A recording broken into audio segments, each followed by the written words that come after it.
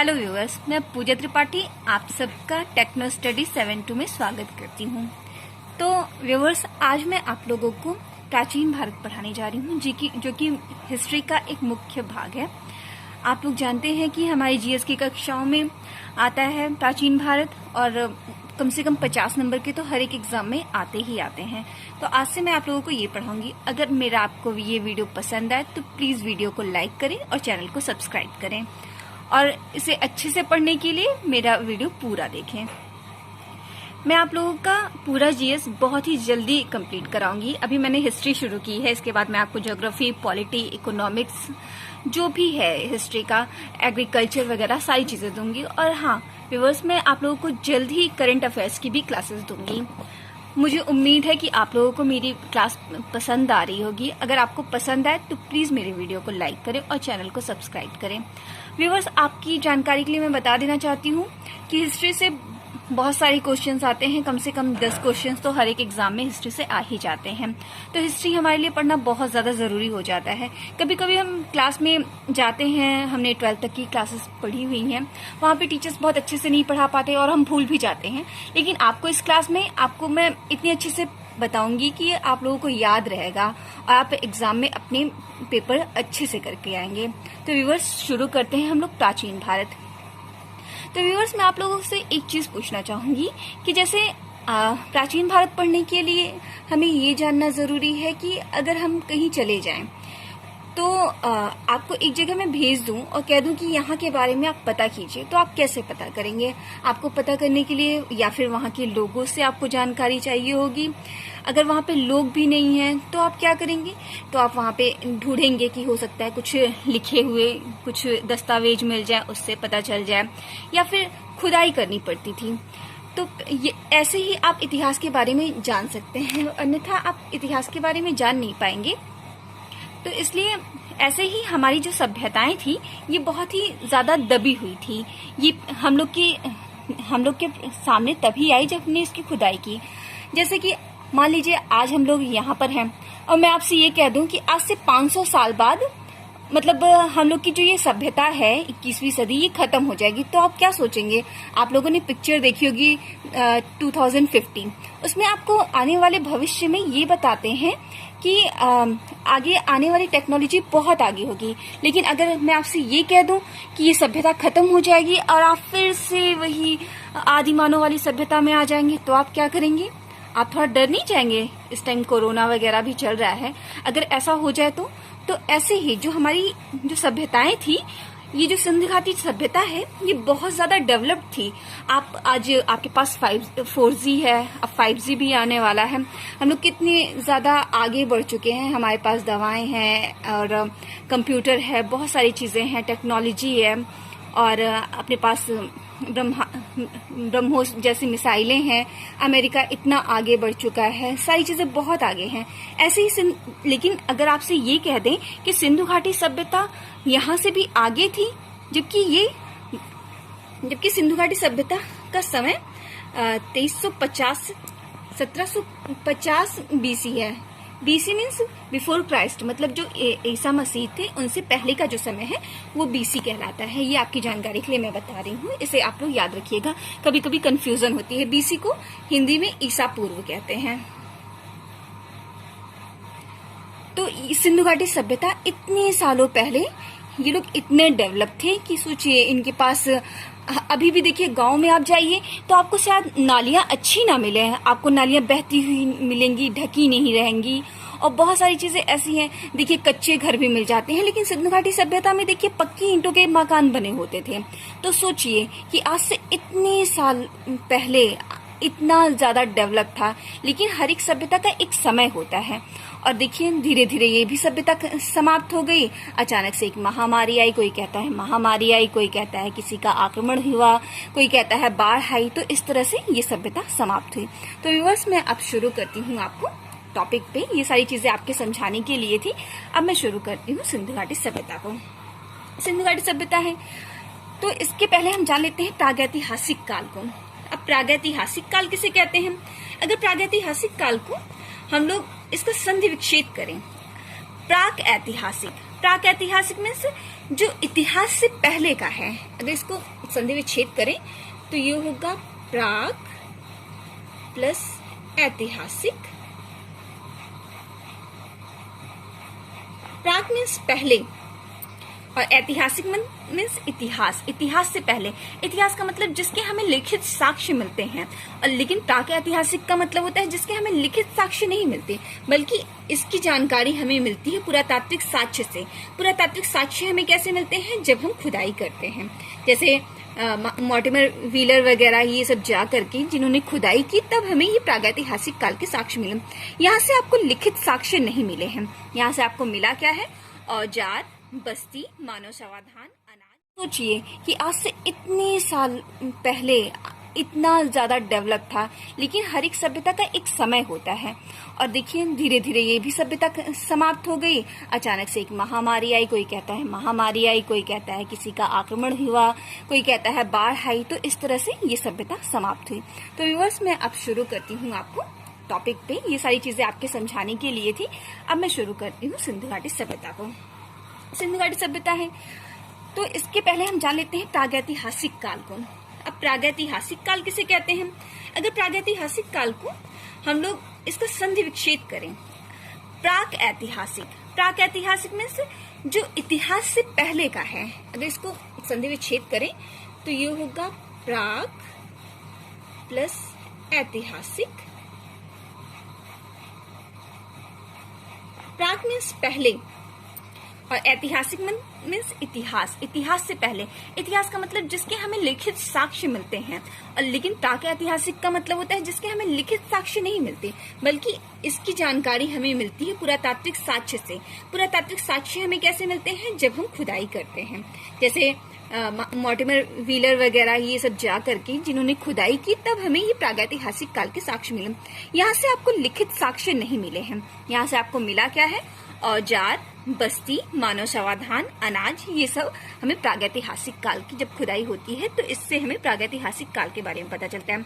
अब सिंधु घाटी सभ्यता किस सभ्यता के अंतर्गत आती है, किस समय के अंतर्गत आती है? ये प्रागैतिहासिक काल के अंतर्गत तो आती नहीं है, क्योंकि सिंधु घाटी सभ्यता बहुत ज्यादा डेवलप थी। इस टाइम में आपको लिपि के भी साक्ष्य मिलते हैं, भले ही हम उसे पढ़ नहीं पाए, लेकिन उसके साक्ष्य तो मिलते ही हैं। अब बात यह है कि वो बहुत टफ है, हम नहीं समझ पाते हैं, भाव चित्रात्मक है, तो इसलिए अब सिंधु घाटी सभ्यता किसके अंतर्गत आती है? तो ये आद्य ऐतिहासिक काल के अंतर्गत आती है। आद्य ऐतिहासिक काल का मतलब क्या होता है, ये मैं आपको डिफाइन करना चाहूंगी। आद्य ऐतिहासिक काल का मतलब होता है जब इसकी खुदाई हुई तो इसमें पुरातात्विक साक्ष्य तो मिले ही, इसके लिखित साक्ष्य भी मिले हैं, लेकिन लिखित साक्ष्य जो मिले हैं हम उसे पढ़ नहीं पाए हैं। मतलब इतिहास से पहले का, प्रागैतिहासिक मतलब बहुत पहले का, आद्य ऐतिहासिक प्रोटो हिस्ट्री, इसमें लिखित साक्ष्य मिलते हैं, लेकिन उसे हम आज तक पढ़ नहीं पाए हैं। और ऐतिहासिक में जो हमें मिले हैं, जैसे कि अशोक के अभिलेख मिले हैं, जो पाली भाषा में है, प्राकृत भाषा में है, उसे हम लिख सकते हैं, इसलिए उसे ऐतिहासिक काल कहते हैं। तो ये क्लियर हुआ दोस्तों। तो मतलब अब आगे शुरू करते हैं। भारत में पुरातत्व विभाग की स्थापना हुई 1861 में लॉर्ड कैनिंग के टाइम में। उससे पहले इतिहास के बारे में यहाँ पे बहुत ज्यादा हमें जानकारी नहीं थी। तो 1861 में जब लॉर्ड कैनिंग का शासनकाल था, तो उस समय भारत में पुरातत्व विभाग की स्थापना हुई। उसके पहले हमें इतनी जानकारी इसके बारे में नहीं थी। भारतीय लोग इतनी ज्यादा जानकारी उन्हें नहीं होती थी, इसलिए पुरातत्व विभाग जब अंग्रेज यहाँ पे आए उसके बाद ही उन्हें इसकी वो हुई। भारत में पुरातत्व विभाग के प्रथम महानिदेशक जो है वो जॉन मार्शल हैं। ये भी क्वेश्चन में आता है कि वो प्रथम महानिदेशक कौन थे, तो वो थे जॉन मार्शल। अब जैसे सिंधु घाटी सभ्यता है, तो विश्व की सबसे पहली सभ्यता कौन सी है? विश्व की पहली जो सिंधु घाटी सभ्यता है ये व्यवस्थित सभ्यता है। सभ्यता तो सबसे पहले सुमेरियन सभ्यता है, लेकिन जो भारत की सिंधु घाटी सभ्यता है ये व्यवस्थित है। मतलब यहाँ का हर एक कार्य बहुत व्यवस्थित था, मतलब इतना डेवलप था कि जैसे कि आप जाते हैं किसी के यहाँ तो कहते नहीं है कि वेल एजुकेटेड, वैसे ही यहाँ की चीजें बहुत व्यवस्थित थी। सुमेरिया सभ्यता इतनी डेवलप नहीं थी, लेकिन सिंधु घाटी सभ्यता जो भारतीय उपमहाद्वीप है यहाँ पर जो सभ्यता हुई वो बहुत ही ज्यादा डेवलप थी। तो ये विश्व की पहली व्यवस्थित सभ्यता है। ये भी आपकी जानकारी के लिए ये क्वेश्चन बनता है कि व्यवस्थित सभ्यता कौन सी थी। पहली सभ्यता सुमेरिया की सभ्यता है। लेकिन व्यवस्थित सभ्यता सिंधु घाटी की सभ्यता है, सुमेरिया की है। अब इसको हड़प्पा सभ्यता नाम क्यों दिया गया, ये भी जानने के लिए जरूरी है कि हड़प्पा सभ्यता क्यों नाम दिया गया। जब भी यहाँ पर खुदाई हुई तो सबसे पहले जो नगर खोजा गया उसका नाम था हड़प्पा, इसलिए इसे हड़प्पा सभ्यता का नाम दिया गया। अब यहाँ की पुरातत्व हड़प्पा सभ्यता की जब खुदाई हुई तो वहां से मिला क्या क्या, ये भी जानकारी, वहां से अभिलेख मिले तो जिन्हें अभी तक पढ़ा नहीं जा सका है। और सिंधु घाटी सभ्यता की लिपि कौन सी थी, वो भाव चित्रात्मक थी। भाव चित्रात्मक थी मतलब उसमें चित्र थे और कुछ मतलब जैसे चित्र बने रहते हैं उन्हें समझ करके वो जाने थे, जिसमें शब्द 400 से 500 चित्र संकेत के रूप में बने हुए थे। और ये जो बने हुए थे ये ईंटों, यहाँ से सिंधु घाटी सभ्यता से ईंट मिली है खुदाई से, मोहरे मिली हैं, मृदभांड मिले हैं और मनके मिले हैं। इन सब पर भाव चित्रात्मक लिपि मिलती है, लेकिन सबसे ज्यादा मोहरों से मिलती है ये लिपियां। और यहाँ पे यू अक्षर की, इसी भाव चित्रात्मक लिपि में यू अक्षर के कुछ शब्द मिलते हैं। अब उसे पढ़ा तो जा नहीं सका है तो इसलिए मतलब हम लोगों के हिसाब से वो यू अक्षर है। और मछली के चित्र भी वहां पे मिलते हैं।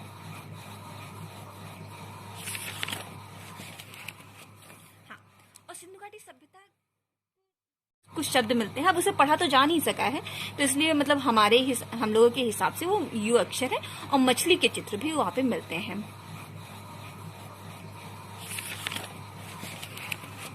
हाँ, और सिंधु घाटी सभ्यता को फिर लिखने पर विवाद है कि किधर से दाएं से बाएं लिखी जाती थी या फिर बाएं से दाएं लिखी जाती थी।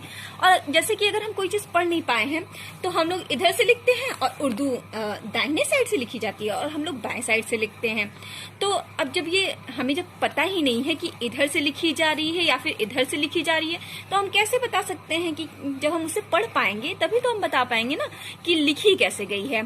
तो ये जो ना हमें पता है कि दाएं से बाएं लिखी जाती है और ना ही हमें पता है कि बाएं से दाएं लिखी जाती है, तो ये जो दोनों जब पता नहीं है तो इन दोनों को मिला करके कहते हैं ब्रूस्टो-फेडन शैली। ये भी आपके लिए जानकारी के लिए जरूरी है जानना, कभी कभी ये आता है। खैर ये बहुत ही ऊपर की चीजें हैं, ये आपके एग्जाम के लिए मतलब ये चीजें आपको कोई भी नहीं बताएगा, ये मैं आपको बता रही हूँ। चलिए, अब बहुत सारी नदियां हुई जिनके किनारे सभ्यताएं बसती हैं। आपको पता होगा कि इंसान को जीने के लिए सबसे ज्यादा जरूरत होती है पानी की। अगर पानी नहीं है तो आप जिएंगे कैसे? तो इसलिए ज्यादातर सभ्यताएं नदी के किनारे होती हैं। आप लोग भी रहते हैं जहां पर पानी की व्यवस्था होती है। अगर पानी की व्यवस्था नहीं होती तो वो गांव जर्जर हो जाते हैं, वो शहर खत्म हो जाते हैं अगर पानी नहीं है तो इसलिए जितनी भी सभ्यताएं पहले होती थी वो नदियों की घाटियों में होती थी। घाटी का जो क्षेत्र, नदी के जो किनारे का क्षेत्र होता है वो कम विकसित होता है, लेकिन घाटी एक बहुत बड़ा दायरा होता है। घाटी मतलब बहुत दूर तक बसे हुए जो क्षेत्र होते हैं उसे घाटी कहते हैं। तो जो नदी के किनारे के क्षेत्र होते हैं वहां पे इसलिए भी लोग ज्यादा रहते हैं क्योंकि वो जो क्षेत्र होते हैं वो उपजाऊ होते हैं और वहां पे खेती होती है। जब जहां पर खेती होगी वहां पर अनाज होगा तो वहां पे लोग रहेंगे तो जाहिर सी बात है कि वहां का विकास ज्यादा होगा और वहां पे बस्ती बसेगी। इसीलिए नदी घाटी में ज्यादा लोग रहते थे, इसलिए वहां पर ज्यादा सभ्यताएं विकसित हुई हैं। तो देख लेते हैं कि कहाँ कहाँ पर कौन कौन सी सभ्यताएं विश्व में विकसित हुई थी। तो वांगो नदी चीन में बहती है, तो वहां पर हुई चीन की सभ्यता। फिर हुई सिंधु घाटी, ये है यहाँ पर है हड़प्पा सभ्यता या फिर मोहनजोदड़ो की। दजला फरात की घाटी, ये है मेसोपोटामिया या फिर सुमेरिया सभ्यता, ये इराक में है। नील नदी घाटी, ये मिस्र में। अब देख लेते हैं भारत में प्रागैतिहासिक स्थलों को खोजने का कार्य कब शुरू हुआ। भारत में प्रागैतिहासिक स्थलों को खोजने का कार्य कैनिंग के टाइम पर शुरू हुआ, ये मैंने आपको पहले ही बताया, लॉर्ड कैनिंग। सबसे पहले क्या हुआ कि एक बार जब अंग्रेज थे तो यहाँ पर काम लगा हुआ था और जब काम लगा हुआ था तो जो मजदूर थे वो खुदाई कर रहे थे। खुदाई करते करते उन्हें कुछ ईंटें मिलने लगी। उन्हें ईंटें मिली तो उन्होंने उस जो जहाँ पर वो काम कर रहे थे वो पक्की ईंटें थी, तो उन्होंने वो पक्की ईंटें वहां पर लगानी शुरू कर दी। और जब पक्की ईंटें लगानी शुरू कर दी तो ये बात पता चली लॉर्ड कैनिंग को। लॉर्ड कैनिंग ने कहा अरे ये क्या हो रहा है, मतलब वो लोग तो मतलब जानते थे कि यहाँ पर पुरातत्व, वो सारे लोग पुरातत्व के बारे में जानते थे, लेकिन भारत में इसके बारे में लोगों को पता नहीं था। तो उन्होंने कहा अरे रोको रोको, फिर उन्होंने वो सारी चीजें वहां पर रुकवाई और फिर राखलदास बनर्जी और दयाराम साहनी जैसे लोगों को बुलाया। उन्होंने कहा कि यहाँ पर देखो कि ये क्या है। तो उन्होंने अब तो ये ऐतिहासिक स्थलों को खोजने का कार्य अब भारत में भारतीय पुरातत्व सर्वेक्षण विभाग करता है, ASI जिसे बोलते हैं, आर्कियोलॉजिकल सर्वे ऑफ इंडिया। तो जॉन मार्शल के नेतृत्व में दयाराम साहनी ने 1921 में हड़प्पा की खोज की। मतलब जो पहला स्थल खोजा गया वो हड़प्पा जगह का नाम है। ये है पाकिस्तान में, अब ये पाकिस्तान में है, लेकिन पहले ये भारत का भाग था। तो सबसे पहले हड़प्पा की खोज हुई, इसलिए इसका नाम हड़प्पा सभ्यता। और फिर 1922 में राखलदास बनर्जी ने मोहनजोदड़ो की खोज की। तो यहाँ से शुरू होता है भारत में पुरातत्व सर्वेक्षण का कार्य। इसके पहले भारत में ये सारे कार्य नहीं होते थे। उसके बाद देख लेते हैं इसका नामकरण कैसे हुआ। अब देखिए, सबसे पहले हड़प्पा सभ्यता क्यों रखा गया, क्योंकि हड़प्पा सबसे पहला स्थल था जो खोजा गया था। फिर सिंधु सभ्यता, क्योंकि ये जो सिंधु नदी थी उसके बगल था, तो वो सिंधु सभ्यता हो गई। फिर सिंधु सरस्वती, सिंधु और सरस्वती के बीच में जो सभ्यता थी उसे सिंधु और सरस्वती नाम दे दिया गया। ये पहले 1947 तक इसमें 40 बस्तियां इसमें खोजी गई थी, लेकिन वर्तमान समय में इसमें 1500 बस्तियां भारत में खोजी जा चुकी हैं। दूसरा सिंधु घाटी सभ्यता, मतलब सिंधु से आसपास, मान लीजिए ये सिंधु नदी है, अब इसके आसपास इलाके में जितनी भी सभ्यताएं हैं उसको सिंधु घाटी सभ्यता। सिंधु नदी तो इतना ही, सिंधु नदी सभ्यता तो सिर्फ इतना, और घाटी कर लिया तो घाटी मतलब ये सिंधु नदी जहां जहां से बहती है वो सारी बस्तियां इसमें खोजी गई थी, लेकिन वर्तमान समय में इसमें 1500 बस्तियां भारत में खोजी जा चुकी हैं। दूसरा सिंधु घाटी सभ्यता, मतलब सिंधु से आसपास, मान लीजिए ये सिंधु नदी है, अब इसके आसपास इलाके में जितनी भी सभ्यताएं हैं उसको सिंधु घाटी सभ्यता। सिंधु नदी तो इतना ही, सिंधु नदी सभ्यता तो सिर्फ इतना, और घाटी कर लिया तो घाटी मतलब ये सिंधु नदी जहां जहां से बहती है वो सारी जो सिंधु घाटी सभ्यता है वो पूरी हो गई, तो इसलिए इसे सिंधु घाटी सभ्यता कर दिया। अब कांस्य युगीन सभ्यता क्यों कहा गया, क्योंकि यहाँ से कांसे की चीजें मिली। कांसा किससे मिलता है, तांबा और टिन से मिलकर के बनता है। यहाँ से कांसा मिला इसलिए इसे कांस्य युगीन सभ्यता कह दिया गया। उसके बाद प्रथम नगरीय संस्कृति, क्योंकि इससे पहले नगरीय संस्कृति के कहीं पे भी प्रमाण नहीं मिलते, लेकिन सबसे पहले प्रमाण जो मिलते हैं नगरीय संस्कृति के वो यहाँ के यही हड़प्पा सभ्यता से ही मिलते हैं, इसीलिए इसे प्रथम नगरीय संस्कृति, और यहीं से नगरों का उदय भी होता है, इसलिए इसे नगरीय संस्कृति का भी नाम दिया गया। तो इसका ये नामकरण हो गया। इन सारे नामों से सिंधु घाटी सभ्यता को बुलाया जाता है। अब देख लेते हैं कि सिंधु घाटी सभ्यता का कालक्रम क्या है। तो इसका कालक्रम रेडियो कार्बन डेटिंग विधि, मतलब रेडियो कार्बन डेटिंग विधि वो होती है जिससे कि हम ये जानते हैं कि कार्बन, तो इसकी टाइमिंग है 2350 से 1750। ये क्वेश्चन आता है कि ये सिंधु घाटी सभ्यता का काल समय क्या है, तो उसमें आपको अगर टॉप वो है तो आपको यही लगाना है BC 2350 से 1750, बिफोर क्राइस्ट, BC का फुल फॉर्म। तो व्यूअर्स, आपको कैसा लग रहा है वीडियो, प्लीज कमेंट बॉक्स में जरूर बताएं, और प्लीज अगर आपको मेरा ये वीडियो पसंद आए तो प्लीज मेरे वीडियो को लाइक करें और मेरे चैनल को सब्सक्राइब करें। अब कुछ लोग ये कहते हैं कि सिंधु घाटी सभ्यता के लोग कहाँ से आए थे, किस प्रजाति के थे, जैसे, तो ये सारी चीजें होती है। तो कुछ लोगों से हर इंसान के अलग मत होते हैं, किसी भी इंसान के बारे में हर इंसान अलग अलग मत देता है। तो जो विद्वानों ने दिया है वो मत मैं आपको बताना चाहती हूँ। कुछ लोग कहते हैं ये प्रोटो ऑस्ट्रेलाइट थे, तो ये सिंधु घाटी क्षेत्र में आने वाली ये जाति थी, तो ये प्रोटो ऑस्ट्रेलाइट थे। कुछ लोग कहते हैं कि ये भूमध्य सागरीय थी, मेडिटेरियन, भूमध्य सागर से दक्षिण भारत में अभी भी ये भूमध्य सागरीय लोग रहते हैं। कुछ लोग कहते हैं ये मंगोलाइड थे, तो ये उप हिमालय क्षेत्र के लोग जो थे, हिमालय के तराई के क्षेत्र के लोग, वो सिंधु घाटी क्षेत्र में आकर रहते थे। कुछ लोग कहते थे कि ये अल्पाइन थे, ये मध्य तथा निम्न गंगा क्षेत्र में अभी भी रहते हैं। तो ये है सिंधु घाटी सभ्यता के लोग किस प्रजाति के थे, ये जानने के लिए। अब देख लेते हैं कि हड़प्पा सभ्यता का उद्भव कैसे हुआ। कुछ लोग, जैसे बहुत सारे लोग होते हैं तो हर इंसान अपनी सभ्यता को बहुत ऊपर बताता है, तो कुछ लोग कहते हैं जैसे विदेशी हैं तो वो तो अपने ही यहाँ का ही वो करेंगे। तो कुछ लोग कहते हैं कि ये मेसोपोटामिया से लिया गया है, मतलब मेसोपोटामिया से हम लोगों ने कॉपी किया था, मतलब हड़प्पा सभ्यता के लोगों ने। तो उसमें मेसोपोटामिया से जो लोग इसको वो करते हैं कंपेयर, कि वहां से वहां पर देखकर यहाँ पर आए और इन लोगों ने वो किया, तो उसमें है मॉर्टिमर हीलर और गार्डन चाइल्ड और मैके।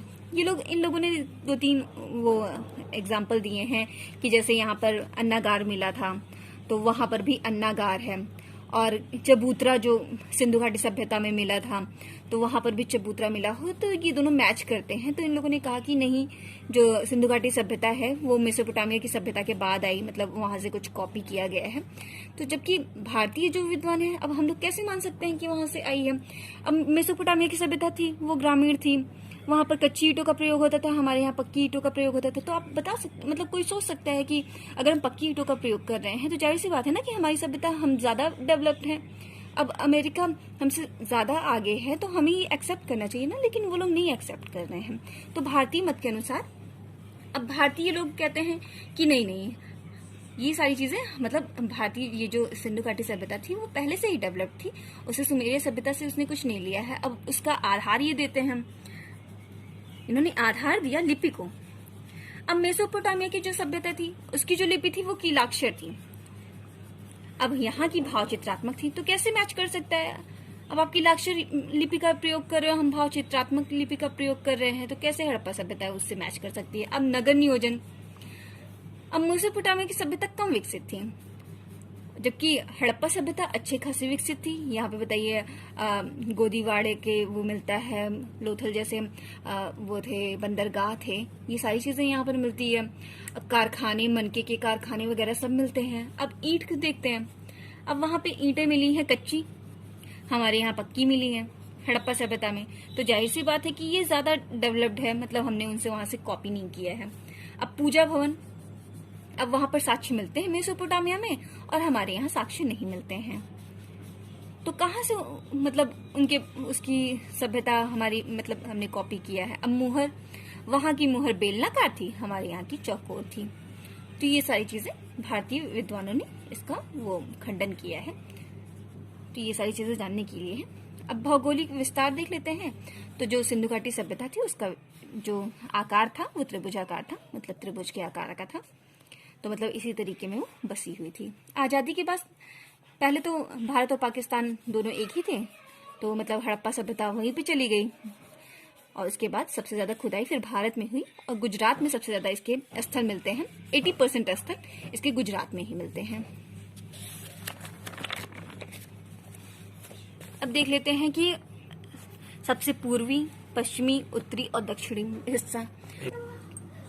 ठीक है व्यूअर्स, तो आज के लिए इतना ही करते हैं, वीडियो काफी बड़ा हो रहा है, तो इतना ही करते हैं। आगे की चीजें मैं आपको कल पढ़ाऊंगी, जिससे आपका इंटरेस्ट भी बना रहे और पढ़ने में भी आपको अच्छा लगे। तो अगर आपको मेरा ये वीडियो पसंद आया हो तो प्लीज इस मेरे वीडियो को लाइक करें और मेरे चैनल को सब्सक्राइब करें। और हाँ, आप लोगों की अगर कोई भी प्रॉब्लम हो, अगर आप लोग को कुछ नहीं समझ में आता तो प्लीज कमेंट बॉक्स में लिख दीजिएगा, मैं दूसरे दिन उसे आपको आंसर कर दिया करूंगी। और अगर आप लोग कहें तो मैं कल परसों से करंट अफेयर, आप लोग कमेंट बॉक्स में जरूर बताइएगा कि मैं आप लोगों को कल या फिर परसों से करंट अफेयर की क्लासेस भी दूंगी। तो व्यूअर्स प्लीज मेरे वीडियो को लाइक करें और चैनल को सब्सक्राइब करें। Thank you.